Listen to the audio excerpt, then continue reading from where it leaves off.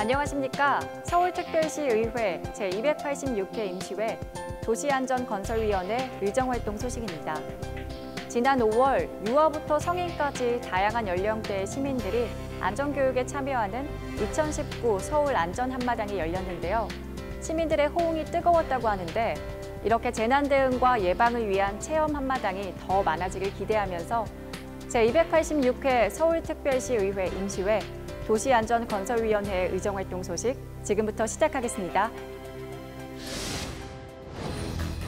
도시안전건설위원회가 4월 15일부터 16일간의 일정으로 열린 제286회 임시회에서 소관부서에 대한 각종 현안을 처리했습니다. 도시안전건설위원회는 소관부서인 안전총괄실, 소방재난본부, 물순환안전국에 대한 주요 사업 진행 상황을 점검하고 조례안을 심의했습니다.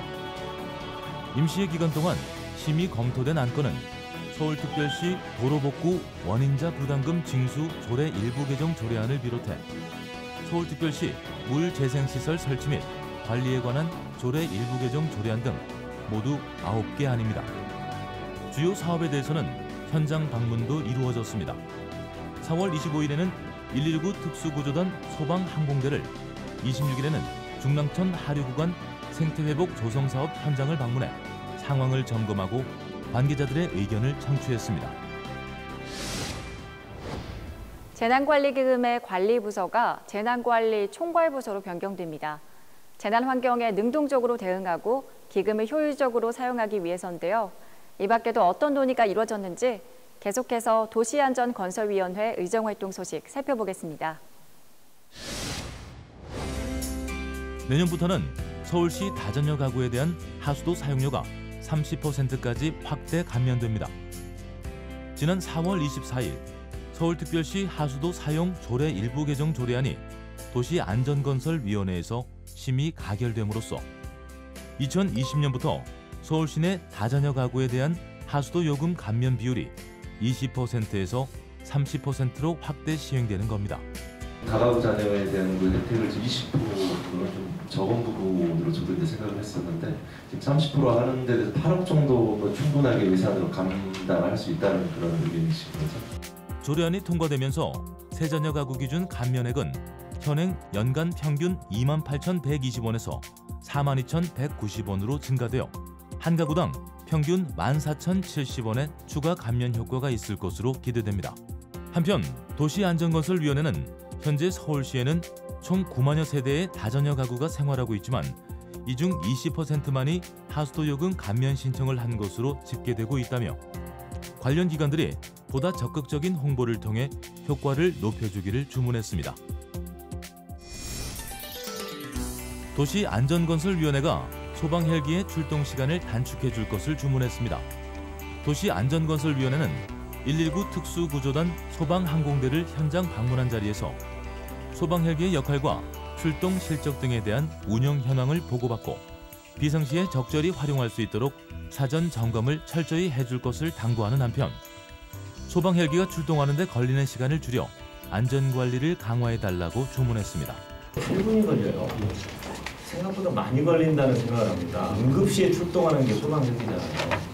그런데도 이렇게 8분이 걸린다 하면 사실 시간을 다투는 건데 이거 뭐 줄일 수 있는 우리 기술적으로는 뭐 안 되나요?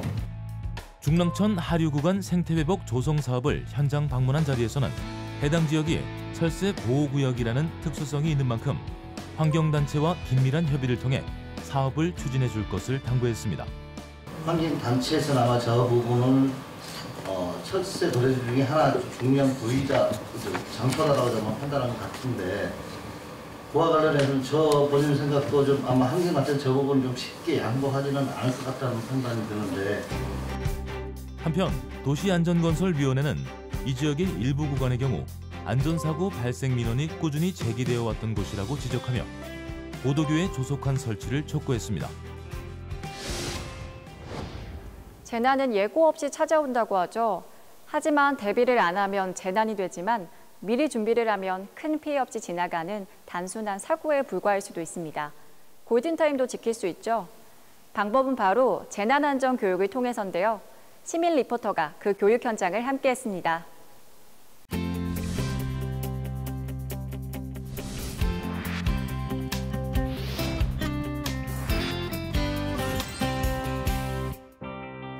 재난이나 화재 발생 등 긴급한 상황에서 중요한 것이 바로 골든타임입니다.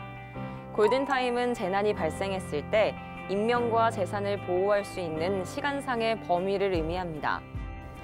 골든타임의 중요성은 점점 커지고 있지만 일상에서는 이 골든타임이 지켜지지 못해 피해가 커지는 경우가 많습니다. 실제로 소방대원이 도착하기 전까지 필요한 초기 대응 시간, 그러니까 황금 시간은 지하철 화재 3분 등 대부분 5분 안팎입니다. 이 시간 안에 재난의 피해가 커질 것인가 말 것인가가 결정된다는 이야기입니다. 이에 서울시는 시민안전체험관을 개관하고 재난과 사고 현장에서 시민들 스스로 보다 안전하고 적극적인 대응을 할 수 있도록 체험관을 운영해오고 있습니다. 또한 안전체험관에서는 재난에 대비할 수 있도록 지진, 태풍, 소화기, 연기 등 실전과 같은 안전체험 교육이 이뤄지죠. 네, 저도 이곳에서 심폐소생술을 비롯해 여러 상황을 대비한 안전체험 교육을 받아봤는데요.